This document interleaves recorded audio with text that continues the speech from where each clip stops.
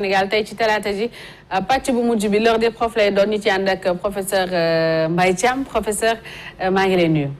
ngi lay fay Aïssata di nuyu di ziar mbokk yu baax yi ñuy déglu yëpp ci Sénégal ak ci àddina bi. alors Papa Alioune Sarr ñu ngi koy annoncé ci suba ak léegi tey ci l'heure des profs ñu war a waxtaanee li nga xam ne moo di charte de non violence bi. ak yu ci mujjee am yi ak yenn politiciens yu ci mel ni Ousmane Sonko daal di yëkkati ay kàddu xam le ni moom fasul yéene signé charte boobu. Oui, exactement suite et pas fin charte non violence bi nga xam ni tëgguñ ko amaguñu le document fini mais déjà am na ñoo xam ne si ñu ngi bokk si autum politique bi daal koy rejeté ñu indiwaat li nga xam ne mooy thème bi si l'heure des profs waxtaanee nañ si woon jamono ji ñu ñëw si soloy charte non violence si soloy jàmm si wàllum politique moom rebondissement professeur Mbaye Thiam mu am ci investiture au candidat yi nga xam ne mooy coalition Yewwi Askan Wi et l'élection locale Yewwi Askan Wi candidat bi di Ousmane Sonko daal di wax ne lu signé charte non violence première réaction si bu mu defee ginnaaw bu mu defee réaction boobu noonu. waaw Pape Sarr lii xew bërki démb ci investiture candidat wu Ndakaaru yi yu bokk ci Yewwi Askan Wi jàngat nañ ko démb ci rajo bi wax na am na ñaari gis-gis bi ci njëkk moo di ñoom wane nañu fi ñu toll ci doole ak mobilisation ndaxte nag dañoo jëm ci élection boo ciy dugg da ngay d'abord wone ñi nga tabb pour askan wi miin leen xam leen seetit yoon woo xam ne dina la may bu leen askan wi gisee mu jur yaakaar donc mobilisation bi am bërki démb ci place bii nga xam ne ci xaar yàlla fa la yow askan wi kii ku ci bàyyiwut xel watoo di nga am mbetteel ñaareel bi moo di bi nit ñi taxawee dañoo jox kàddu leader yi ku nekk wax le sujet bi leen taxaw na dajale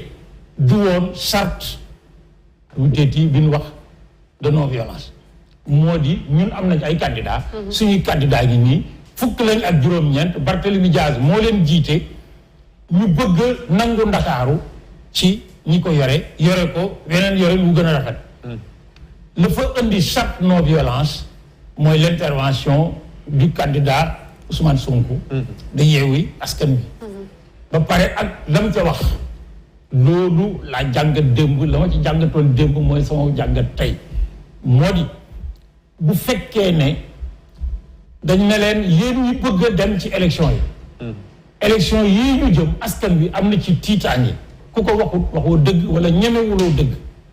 ndax li muy jur déjà te àggagul ci campagne électorale buñ àggee ci campagne dugg ci élection ku ko bàyyiwut xel ëllëg ci si biir loo ne bett na ma bettu la soit da ngaa gàtt xel wala boog sa yoon dafa nekkul ci ëllëgu askan bi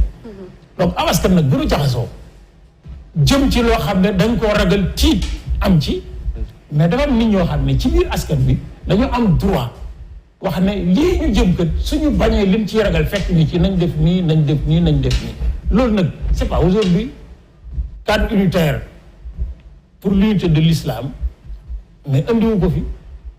indiwu ko il se trouve que nag ñoom bokk nañ ci ñi jël initiative ne nañu proposer ñi jëm ci élection yi ku nekk taxaw xas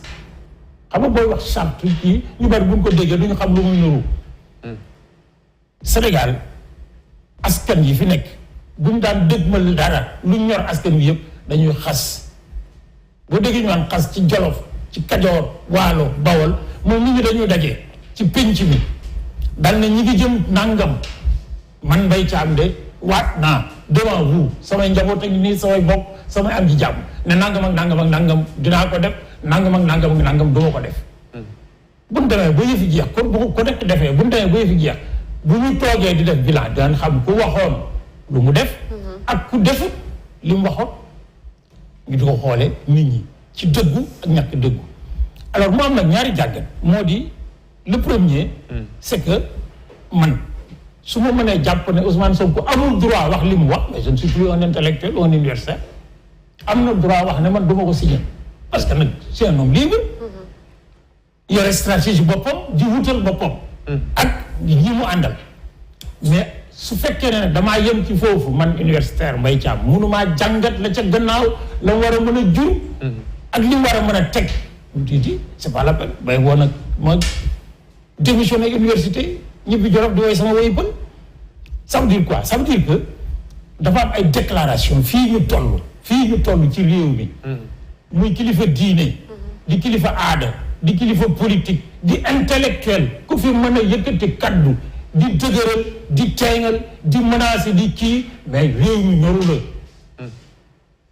la sama baat ca kaw man li may wax ma sàmba taxut ma dem ba taxut dama ne fii ñu toll barki démb mais le khalife général de la Fayda le Cheikh Ibrahima gane si Ndakaaru tous les leaders politiques dem buntu këram pour mu recevoir leen ba mu leen recevoir amul ci kenn ku génn te waxu la ne na ngeen bàyyi xel jàmmi réew mi la preuve moom ci boppam wax nañ ko journaux yëpp titré ko bàyyi leen xel ci jàmmi réew mi waaw jàmmi réew mi nag mi ngi àgg ci ku ci nekk ci ñun à commencer par ñiy jàngale ñiy diriger ñiy ceci ñiy cela ku ci nekk jël engagement ne man Mbaye Thiam du ma wax du ma jëf du ma wone lu nduroo jàmmaarloo ak leen lu daal ñi ma àndal nañu fagaru ba du bés bu ñu waree wote ku ci nekk wote ci jàmm ak salaam. alors prof naka la ñu mën a interpréter ñu ne bërët rek di waxu charte yëf yi waxtaan yi yeggagul sax leader bu toll ni Ousmane Sonko ak mbooloo mi topp ci moom surtout bu ñu xoolee âge ñi nga xamante ne profil yi nga xamante ne ñoo topp ci ginnaaw Ousmane Sonko jóg rek ne moom signéwul alors que même discussion yi sax jeexagul daanaka. gis nga Aïssata réew mi bokk na ci yi ñu nasaxal depuis 2000 moo di politique kenn xalaatatu ko du ñu gëstu di xalaat di xeltu di tabax ku nekk da ngay wut li nga bëgg rek di ko def ni mu la neexee pour am li nga bëgg les intellectuels c'est-à-dire ñi nga xam ne seen métier socialement laa wax socialement waxuma métier mu ni mais seen fonction sociale plutôt mooy di xalaat ngir tànn ci li nit ñëpp bëgg ak li nit ñëpp di wax li ci gën ci réew mi ñoom ñu ci bari waxuma ñëpp ñu ci bari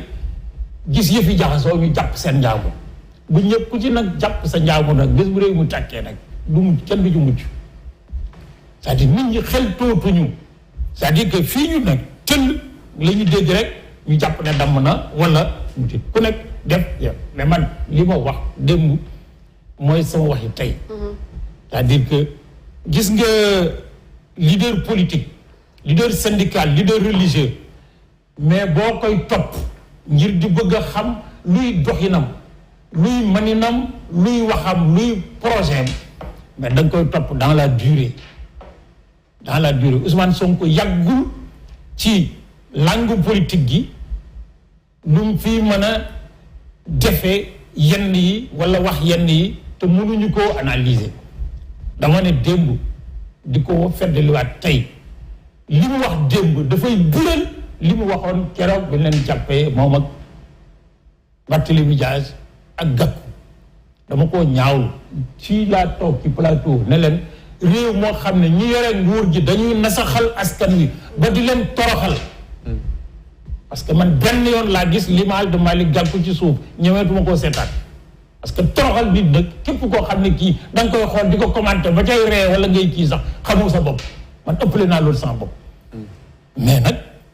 ba ñu génnee ca ngoon ba ñuy wax jàkkaarloog presse bi mais lu Ousmane Sonko waxoon am na ñu may tuumaal ne nitu fitna la mais j'assume man nag je suis enseignant en sciences de l'information depuis 44 ans le message, son contenu, le destinataire, l'émetteur et le processus de transmission. am na ñu may tuumaal ne nitu fitna la mais j'assume xam nga lu nekk nag mënees na ko tuddee. est-ce que tuuma ji dëgg laa du dëgg man doon du son sans projet. mooy le mode de communication et le choix de communication. ki wax loolu bu mu ci tegee ñeenti fan mu taxaw ne charte bii ñuy indi du ma ko signé damay jàpp ne c'est une continuité dans l'idée c'est une continuité dans l'idée de stratégie boo xam ne moom la taxawal moom ak ñi mu àndal ne ñun dañoo bëgg li ñu bëgg légitimement et de droit mais nii lañ koy wute mais ñoom am nañ ci droit mais am na ñoo xam ne ñii ñu ngi leen koy bañal moo tax ñu xëccoo ak ñoom bay tasi ci mbedd bi. am na ñoo xam ne seen rôle mooy nekk au-dessus de cela di analyser lan lay jur li muy jur mooy fitna or fitna nag. mais man duma waaraate kat mais damaa gëm ne ki koy lëñbët wala boog mu di ko prévoir lam cay séentu wërtoo mu ëpp lam ca doon sax. mais prof est-ce que du fitna mooy woo fitna est-ce que l'État qui a plus intérêt à ce que réew mi dal ñoom teg nañ ay tànk yoo xamante ne ni dina tax ñi nga xamante ne mooy seen naataangoo yi féete si kujje gi ñu mën leen wóolu ba ne grawul bu ñu indee charte bi nañu cité ñu dem si jàmm est-ce que ñoom teg nañ tànk yu war a tax ñeen la wóolu leen ba nangoo dem ci élection ci jàmm. gis nga Aïssata depuis 2000 dans la continuité d'une pensée sama waxi tey mooy sama waxi tey. moo di l'État du Sénégal bu ñu ni ñuy defee politique du jur jàmm parce que ñu yore li ñu yore man nag dañuy mel ne ku aj soo téenee rek mu ne li ma aj ngay séentu dal lay fag ba tax na am na nu ñuy doxale d'abord ci atte yoon am na nu ñuy doxale ci police ak gendarmerie ni ñuy tase wala ni ñuy encadré am na nu ñuy doxale ci ni ñuy séddale teraangay askan wi ak yeneen yoo xam ne mais fitna mënu koo passé man damay jàngale université man li ma gis université violence bi am université ku mu bett na la peut-être mais man musuma bett parce que dama gëm ne environnement des établissements universitaires du Sénégal mën na jur jàng mën na jur jàngale mën na jur gëstu mais mënut a ñàkk jur fitna parce que ay gone nag dañu am fukki at ak juróom-ñett jëm fanweeri at waroon nekk fukk nga def leen téeméer daje leen ci béréb boo xam ne la nga leen di jox lan leen di yore nan leen di jàngale mais fukk juróomi nit mënuñu cee satisfaire fitna rek lay jur donc ça c'est quelque chose de constant de la part de tous les observateurs mais est-ce que c'est une raison pour dire que fitna laa koy fajee parce que c'est ça mon problème xam nga c'est un problème de stratégie man dama wax ne du ma signer charte du ma lii du ma laal c'est un droit absolu c'est pas un débat le débat mooy le choix bi nga xam ne chacun des politiciens di dugg ci langue politique gi di wut su fekkee ne ñi ko yore ak ñi ko bëgg ñoom ñëpp seen stratégie mënut a ñàkk a jaar ci fitna te bu ci amee ñoom dinañ ca mucc mais est-ce que ñu du ci mucc est-ce que mën nañ koo seetaan xam nga Barthélémy Dias dafa taxaw ne bu ma wootee du ma wujji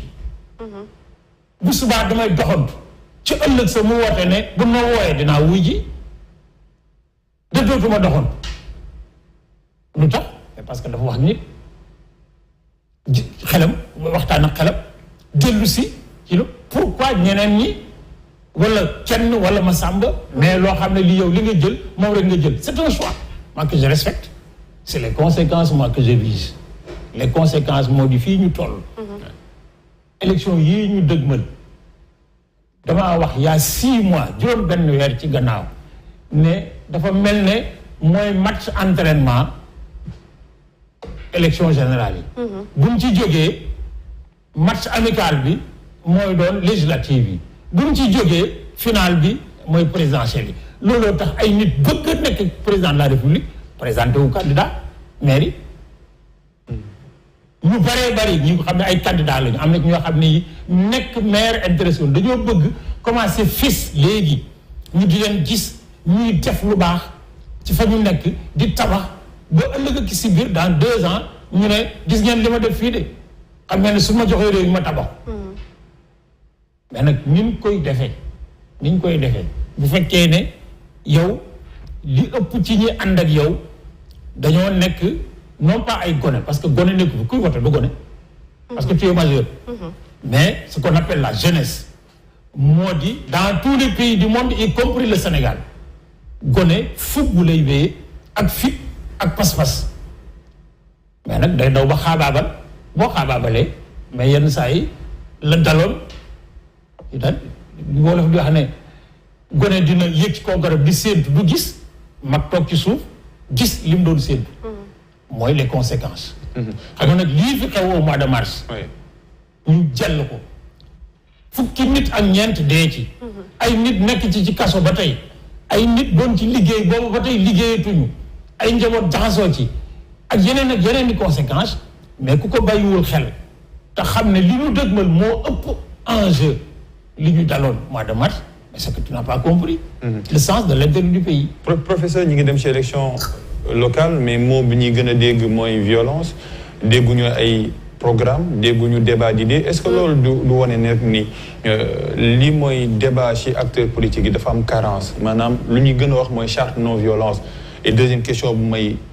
dugal sax mooy est-ce que acteurs politiques yi war nañoo xaar sax ñi fësal benn charte non violence ngir woote jàmm. gis nga Pape Sarr réew mi bi fi parti jógee la fi projet politique jógee or léegi nag parti depuis 2000 luy fal nit ñi coalition mooy lan. coalition mooy lan bu ñuy taxawal coalition ñi ëpp ci ñoom li leen intéressé mooy le nombre suñ coalition bi am na juróom benn fukki parti ak juróom téeméeri mouvement ak ay personnalité muy njambaat moo xam ne kenn xamul lu muy nuru mais loolu amul projet mais Ablaye Wade ak Senghor mais même Senghor ak Lamine Gueye loolu leen teqale SFIO la ñu bokk SFIO section française de l'internationale socialiste d'obédience communiste c'est le parti communiste contrôlé Senghor koy ne man dama communiste man socialiste la Lamine Gueye ne man socialiste la Senghor dal gedd ak yeneen ci gannaaw yoo xam ne xaju fi dal di créer BDS mais le PDS bloc démocratique sénégalais day évoluer ba ñëw parti socialiste 1980 74 75 bi muy taxawal multipartisme daf ne il y a place pour socialistes yi libéraux yi communistes yi ñu daal di ne Ablaye Wade mooy libéral Majmoud Diop mooy communiste man Senghor maay socialiste Boubacar Diop jarbaatu Lamine Gueye avocat génn daal ne man conservateur la da ngeen ñoo fàtte man du yii ñett yi ngeen wax man bokkuma ci benn man conservateur la maanaam société Sénégal yi démb laa bëgg a tabaxaat tey ñu nangul ko bi Abdou Diouf ñëwee 1981 daal ne jàkka jaagoog nu ku nekk génn noddu ku neex baat ak ku neexut baat mais teewloon ay parti fi nekk à partir de 2000 mais jaxase mélangé moo fi nekk jaxase mélangé nag amul problème coalition Aïssata ci politique lañ ko fekk mais xam nga nu muy demee man damay am programme politique boo xam ne dafa bëgg a tabax projet de société tëgg ko ci fukki poñ ak juróom Pape Sarr am lu nga am la même chose tëgg ko ci ñaar fukki poñ man ma xam ne bu ma demee man kenn du ma gagné Pape Sarr xam ne bu demee moom kenn duñu daje ñu daje mu teg programme ma teg programme ñu ne Mbaye Thiam yow sa fukk ak juróom mu ne juróom yii moom munu cee ñàkk a bokk bu ci amut du ma dem Pape Sarr ne man sama ñett ñii su tamut ñu boole juróomi Mbaye Thiam ak ñetti Pape Sarr tëgg ko muy programme bu bees ñu wax koon ko askan wi mais ku fi wane projet dañuy xaste rek man xam nga gis naa ñaari candidat bërki démb kenn ki taxaw jàkkaaroo kii ne beneen candidat bi du sequma ak moom lu du may ko rek moom ab jëwal la man jéer la xam nga ñuñ ko leen wotal sànni nga sa kat xamoo loo wote donc l'une des difficultés majeures de cette société moo di depuis 2000 kenn taxawul fi jàkkaarloog Sénégalais yi ne leen wala société maanaam tabax askan woo xam ne dañuy nekk ci biir Afrique nekk ci biir àddina bokk ak waa Afrique ak waa àddina lii ak lii ak lii waaye lii nag bokkuñ ko kenn ñun kott dong ñoo ko moom ñàkk a def loolu moo tax tey waxtaane góor jigéen nekk dans notre projet waxtaane viol sàkku jigéen nekk un peu kii dans notre débat waxtaane franc-maçonnerie nekk nu mu jëti dans notre débat parce que personne n'a osé dire dans cette société ñun fii léegi nag li tax loolu am comme ça dama la ñu tontu pas très clair moo di ñii politique laa wax ñi yore nguur gi laa wax ak ñi bëgg leen remplacer seen projet prioritaire mooy téye nguur gi ci ñi ko téye wala nangu ko foqati ko ci après on verra mais après on verra nag je l'ai suffisamment analysé en 1977 à la Fédération communiste de Rennes quand un anarchiste populiste nous a dit on détruit tout ñu ne après mu ne après on verra parce que loolu dina fekk buy wéy mbuus ñi ciy dee ci ñi ci yàqule ci ñi ci métti ci te nag néew na depuis 1960 depuis 1960. buñ fi jaxasee askan bi ba ay nit dee ci yàqule ci. ñu def bilan bi gis ci ñi taxawoon ñu jaxasoo kenn deele ci wala kenn yàqule ci. professeur li nga yaa ngi wax askan bi ban réaction la électeur bi askan bi war a am si lii nga xam ne mooy diggante nguur gi ak kujje gi ban réaction la électeur bi war a am actuellement. d'abord réaction de citoyenneté. réaction de citoyenneté maanaam man mënumaa nangu ki nga xam ne li mu yore maa ko jox mu gën ma. da leen a fal nag. man ban ma falee directeur Lebanon ba ko sama ndey déggee dafa ne ma ñi la fal nag jam nan la ma ne ko lu tax ma ne parce que da ngeen bëggandoo lépp la même chose ñoom ñu bàyyee ko jox la ko boo leen mënta jaamu ba baa muy jeex doo goro boo leen mënta jaamu ñoom ñi la ko jox te mënoon koo bëgg ni yow xëccoo koog yow ba baa muy jeex doo goro politicien Sénégal nag dañoo defe ne ñi leen ñoo fal gën ñi leen fal. or nag nit ñi ñoo war a am fulla ak fayda bokk man damay wax ne depuis 1993 ci laa bay librement politique mais je ne suis ni apolitique ni indifférent à la politique ni apolitique ni indifférent à la politique luy xew ci réew mi li ma ci xalaat dinaa ko wax du ma ci joxam nag nit wax ko wax joo xam ne tegginuwut ba bu ñu tasee ma sëgg doo wax lu bon mais li ma yaakaar ne baax na nag dinaa ko wax la citoyenneté c'est la responsabilité responsabilité mooy lan mooy sénégalais bi nekk tey lan moo ko war moo di dafa dëkk ci gox ñu war a fal maire war naa fexe ba ñi candidat ci maire bi mu xam ñooy kan ci d'abord lu ñu bëggal maire bi ak ñoom lan la ñu war a la ñu def déjà ba xam ba tax ñu war leen a mën a fal maire ak luy seen jikko gis nga ay sata ñàkk saytu jikkoy nit ñi moo tax depuis 20-30 ans ñuy fal ay nit ñi ñuy bett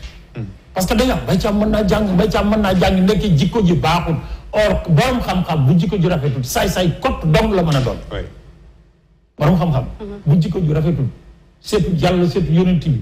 seetul éthique seetul moral ab saay-saay kott dong la mën a def or tey ñu ngi dëgmal élection mais man du ma génn sànni kenn man 1977 laa jël carte syndicale enseignant jël carte politique du ma manifester parce que du ma yàqal kenn du ma sànni xeer kenn mais musuma passé élection bu ma woteel mais nag du ma woteel ku ma xamul du ma woteel ku ma amul yaakaar parce que amul kenn ci ñi jàkkaarloog réew mi depuis 2000 koo xam ne kii mais mën ngaa satisfaire li réew mi bëgg mais mën nga cee def nag li nga man bu boobaa moo di fitna ji ñu ragal bokk te ñi ko fiy jële mooy mais ñàkk bokk ci ñi yëkkati fitna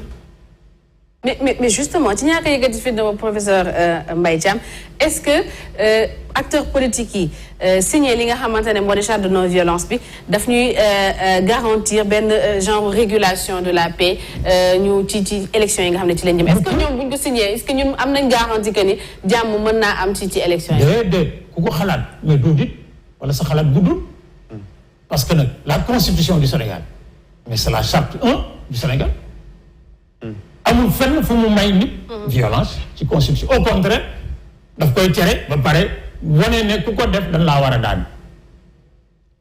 li jaaxal nit ñi koy moo di amul benn parti bu fi am créer parti wax ne man maa ngi créer parti bu ma ko créer dama yëkkati fitna pour jot yooyu amul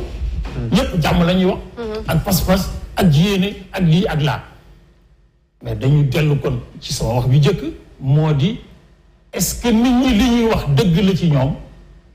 bu dee dëgg ci ñoom lan moo koy firndeel mooy jëf signer le pacte de non violence mais du garanti nit ñi ne non violence du am violence du am xam nga lu muy garanti nit ñi mooy bu demee ba ca ëllëg sa ñu gis ay fitna yu jur ñu gis ne Mbaye Thiam moo signé woon ne di yëkkati fitna mais keroog ba fitna amee bés béréb sàngam moom bokkoon na ca ñi ko sooke ñoo xam ne Mbaye Thiam mi jartu wóolu parce que nag moo waxoon waxeet moo waatoon jéggi ko ñi ko yëkkati ñan la parce que man bokk na ci déclaration bi li ma ci métti et de façon très claire parce que là je l'ai dit mooy c'est le cadre unitaire de l'islam au Sénégal gis nga bi ñu koy créé man maa ngi toog ñu ko xalaat ci laa bokk mosu ñoo wax ne dañuy def médiation pour jubale politiciens yi bokk ci suñu projet bokk ci projet cadre unitaire ñi ko doon xalaat man mii ci laa bokk dañuy dajale diine ji. ndaxte si réew mu mel ne Sénégal daal tabaski jot ñii julli altine ñii julli kii talaata. korite jot ñii kii koor jot ñii kii loolu war na fay jege. ñu def délégation wër këri diine yi kër gu ne ñu dem fa. ne leen ñun de ay gone lañu bokk ci kër yi mais lii la ñu bëgg. xalif généraux yëpp na def leen la preuve la première réunion sur les termes de référence représentant këru diine yi ñoo fa daje woon. représentant da ngay ñëw ne man kër diw laa jógee xalifa ngay ma yónni boole la ak nit. xam nga loolu dugal ci médiation mooy mois de mars bi réew bi jaxasoo ñi ko jaxase ñoo dem di bëre di xeex ba génn ci mbedd mi bëgg ku leen atte gisuñ ku leen atte nit ñi sot seen daal dem di wax ba nit ñi ñu sotti ci ndox mu ñooñu nag ñoo gisaat ni fii ñu jëm y a des risques majeurs yoo xam ne peut-être mën naa romb sax liñ ci mois de mars ñu jógaat di def médiation est-ce que charte de non-violence c'est une bonne chose mais c'est à l'épreuve qu'on le verra est-ce que charte bi buñ ko defee signé ñëpp signé dina jur élection yu kenn du yëkkati bantu dëgg man mënu ma ko gëm mais nag li ñu waroon def ñoom def nañ ko mais nag kenn amul jot ak amul droit nag jàkkaarloo ñu mel noonu mais di leen traité de naafeq. Très bien. En tout cas, amatina solo professeur Mbaye Thiam, c'était encore très intéressant. Jàngat nañ lu bari ci histoire. C'est toujours un plaisir de vous avoir sur ce plateau. Merci beaucoup Gora. Merci beaucoup Aïssata. bu ma fi jógee léegi maa ngi jëm université. ci événement boo xam ne bokk na ci ñu war a bàyyi xel ci nu ñuy yore réew ak yorin wa ak kilifteef. dañuy ubbi léegi à 10h à l'université le colloque Thierno Souleymane Baal. nga xam ne famille Thierno Souleymane Baal. ñoo ànd ak département histoire. organisé ko muy ñaari fan yoo xam ne dañuy gëstu 1776. donc avant la révolution française de 1789 et la déclaration universelle des droits de l'homme nan la ay Sénégal yi fii ci Sénégal jànge biir Sénégal université de Pire la ñu génn fukki nit ak ñaar. dellu Fuuta gën cosaanoo woon gisante ci seen biir ni le régime de Deniyanke bii fi nekk di jàpp ay nit di leen jaay tubaab bi ñu leen yóbbu. di moyaal maanaam liggéey ba ngoon bóor nangu ko wala nangu sa soxna nangu sa kii nan lañ ko fiy jëlee ñu ne dañuy taxawal l'Almamia Thierno Souleymane Baal ne suñ ko taxawalee nag dañ koy teg ci charte yoo xam ne yi kenn du tooñ kenn du fitnaal kenn ñu tëgg seen charte bi nga xam ne bii constitution africaine yii ñuy wax man gisaguma man Mbaye Thiam gisaguma constitution bu gën a avancé ci li ñuy wax gouvernance maanaam ni ñuy yoree yow buñ la falee yow Mbaye Thiam